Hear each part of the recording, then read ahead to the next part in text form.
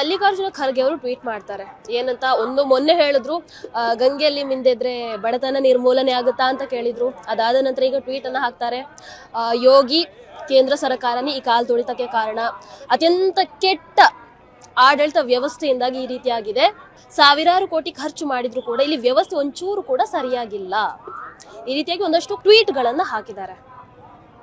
ಮಲ್ಲಿಕಾರ್ಜುನ ಖರ್ಗೆ ಅವರೇ ಮೊದಲನೇದಾಗಿ ನೆಹರು ಅವರು ಕೂಡ ಅವತ್ತು ಗಂಗೆಯಲ್ಲಿ ಮಿಂದು ಅಮೃತ ಸ್ನಾನವನ್ನ ಮಾಡಿದ್ದಾರೆ. ಅವರು ಮಿಂದೆದ್ದಾಗ ಬಡತನ ನಿರ್ಮೂಲನೆ ಆಯ್ತಾ? ಪ್ರಶ್ನೆ ಮಾಡಬಹುದಾ ನಿಮಗೆ? ಆ ರೀತಿಯಾಗಿ ಕಷ್ಟ ಆಗಬಹುದಾ ಅಂತಲ್ವಾ ನಿಮಗೆ? ಇಷ್ಟಾದ್ರೂ ನೀವು ಅವರ ಗುಲಾಮಗಿರಿಯಲ್ಲಿ ಇರುವಂತವ್ರಲ್ವಾ, ನಿಮಗೆ ಕಷ್ಟ ಆಗತ್ತೆ ಬಿಡಿ. ಇನ್ನು ಅದೇ ನೆಹರು ಅವರು ಅವರ ಡಿಸ್ಕವರಿ ಆಫ್ ಇಂಡಿಯಾ ಅನ್ನುವಂಥ ಒಂದು ಪುಸ್ತಕದಲ್ಲಿ ಈ ಅಮೃತ ಸ್ನಾನದ ಬಗ್ಗೆ ಬರೆದಿದ್ರು, ಕುಂಭಮೇಳದ ಬಗ್ಗೆ ಬರೆದಿದ್ರು. ಏನಂತ? In my own city of Allahabad or in Haridwar I would go to the great bath festivals, the Kumbh Mela, and see hundreds of thousands of people come as their forebears had come for thousands of years from all over India to bath in Gange. ಹರಿದ್ವಾರಕ್ಕೂ ಬರ್ತಾ ಇದ್ರು ಭಕ್ತಾದಿಗಳು, ನಾನು ನೋಡ್ತಾ ಇದ್ದೆ, ಅವರು ಅಮೃತ ಸ್ನಾನವನ್ನ ಮಾಡ್ತಾ ಇದ್ರು. ಈ ರೀತಿಯಾಗಿ ಅವರು ಕುಂಭಮೇಳದ ಬಗ್ಗೆ, ಅಮೃತ ಸ್ನಾನದ ಬಗ್ಗೆ ಬಹಳ ಒಳ್ಳೆ ರೀತಿಯಲ್ಲಿ ಬರೆದಿದ್ರು.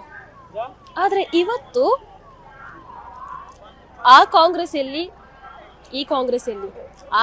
ಅವತ್ತು ಇದ್ದಂತಹ ಕಾಂಗ್ರೆಸ್ ಇವತ್ತು ಎಲ್ಲೋ ಕಳೆದು ಹೋಗಿ ಇವತ್ತಿರುವಂತಹ ಕಾಂಗ್ರೆಸ್ ಮುಸ್ಲಿಂ ಲೀಗ್ ಆಗಿ ಬದಲಾಗಿದೆ ಅಂತಾನೆ ಹೇಳ್ಬಹುದು. ಇನ್ನು ನೀವು ಆಡಳಿತ ವ್ಯವಸ್ಥೆ ಅದು ಇದು ಏನೇನೋ ಮಾತಾಡ್ತೀರಲ್ಲ ಮಲ್ಲಿಕಾರ್ಜುನ ಖರ್ಗೆ ಅವರೇ, ಮೊನ್ನೆ ಕಲಬುರಗಿಯಲ್ಲಿ ನಿಮ್ಮ ಜಿಲ್ಲಾಸ್ಪತ್ರೆಯಲ್ಲಿ ಕರೆಂಟ್ ಹೋಯ್ತು ಅಂತ ಹೇಳಿ ಮೊಬೈಲ್ ಟಾರ್ಚ್ ಅನ್ನ ಹಿಡ್ಕೊಂಡು ಟ್ರೀಟ್ಮೆಂಟ್ ಅನ್ನು ಕೊಡ್ಬೇಕಾದಂತಹ ಪರಿಸ್ಥಿತಿ ನಿರ್ಮಾಣ ಆಗತ್ತೆ. ನಿಮಗೆ ಒಂದು ಜಿಲ್ಲೆಯನ್ನ ಸರಿಯಾಗಿ ನೋಡ್ಕೊಳ್ಳುವಂತಹ ನೈತಿಕತೆ ಇಲ್ಲ.